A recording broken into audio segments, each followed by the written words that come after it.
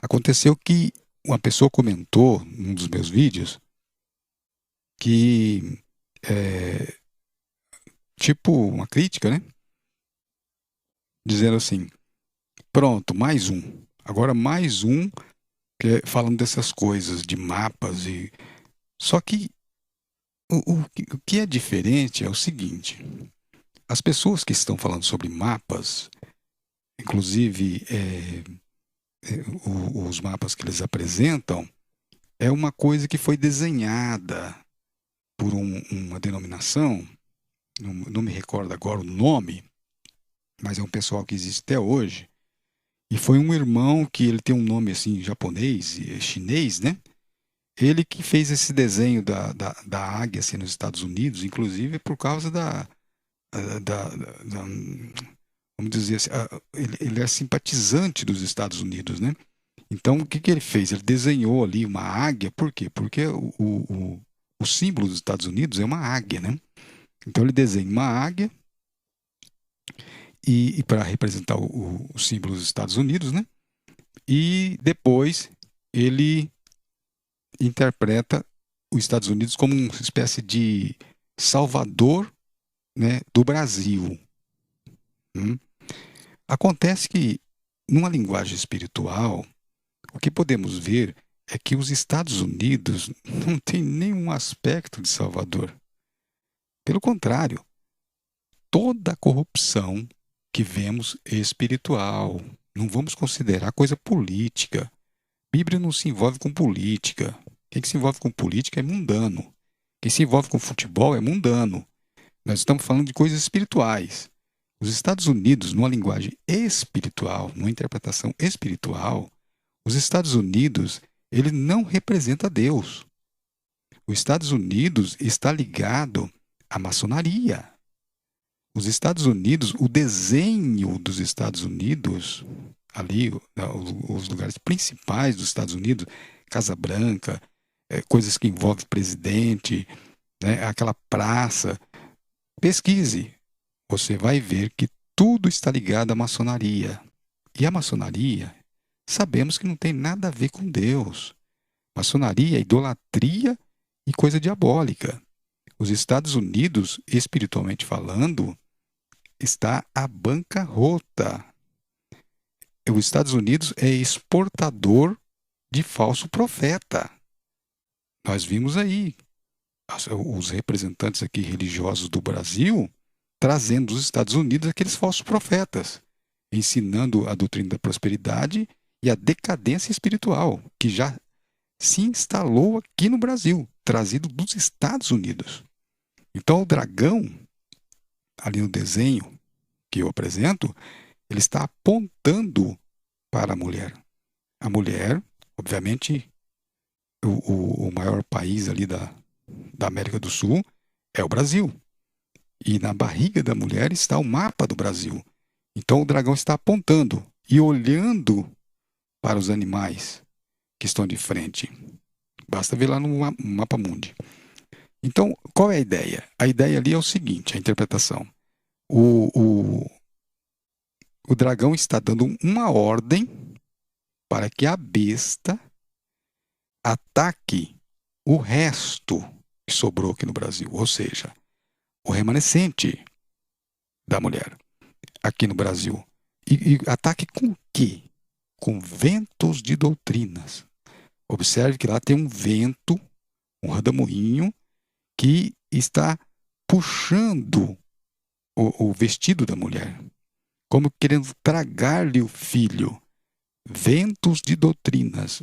Os Estados Unidos, antes de ter esse envolvimento aí com o governo brasileiro, que está acontecendo agora, por isso que eu resolvi comentar sobre isso, primeiro ele fez o seu trabalho lá do outro lado, convencendo o outro lado, ou seja, convencendo o Oriente, né? Nós estamos no Ocidente, convencendo então o Oriente, isso é o outro lado, né? Israel e o povo árabe, né? Onde eles tomaram o poder e colocaram a democracia, primeiro por lá. Por isso que essa ordem, ele aponta para a mulher e olha para aquele lado que ele já dominou. Então, o que acontece? Agora ele está dominando sobre o Brasil.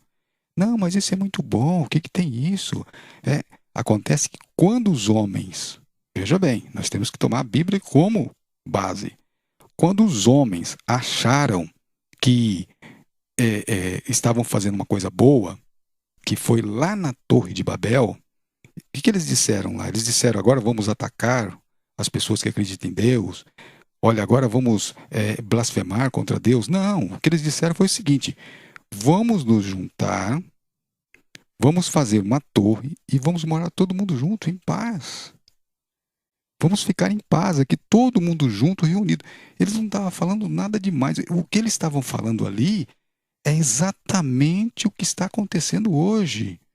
Todo mundo querendo reunir, e já reuniram, através do sistema virtual, né?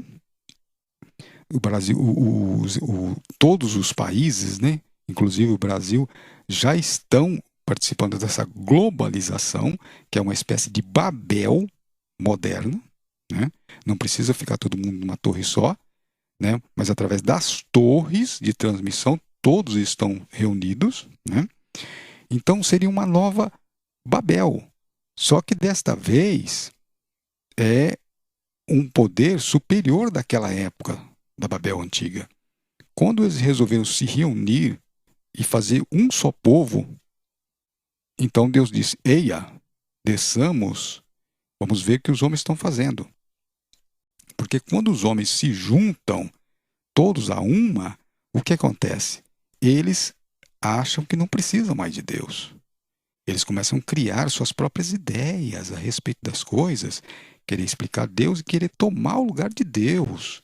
Então isso Deus não aprova. Então, o que acontece agora é isso.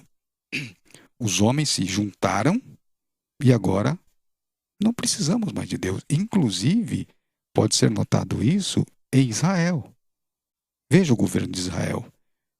No hino de Israel, não sei se vocês já prestaram atenção, não tem a palavra Deus no hino de Israel. Lá eles falam da força deles mesmos. Eles não falam de Deus, não dão glória a Deus no hino do país deles. Veja. Então, por que eles não dão glória a Deus? Porque eles entendem que passaram a existir, ou seja, voltaram da morte, ressuscitaram da morte, não pelo poder de Deus, mas pelo poder da besta. Bom, eu não vou entrar em detalhes sobre isso é para depois. Então, note que o próprio Israel, no seu hino, eles não falam de Deus, né? Não dão glória a Deus.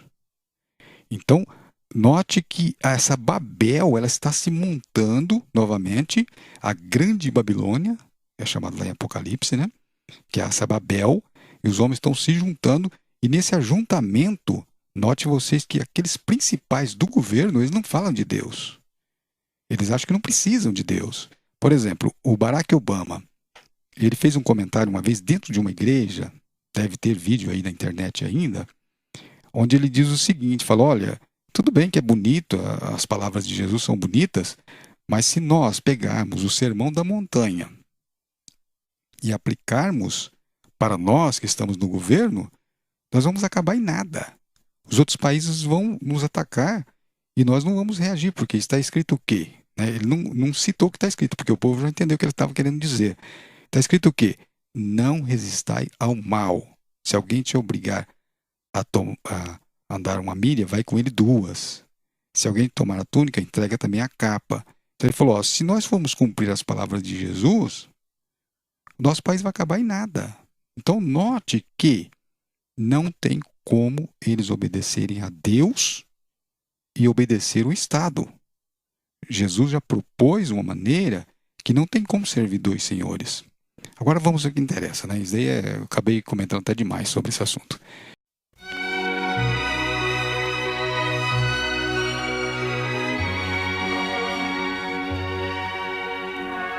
Desde os tempos dos apóstolos, já muito tempo se passou.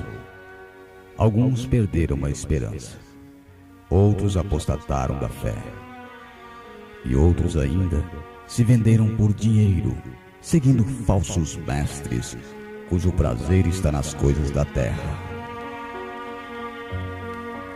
Disse Jesus: se levantarão falsos cristos e muitos falsos profetas, que, se possível for, enganariam até os escolhidos.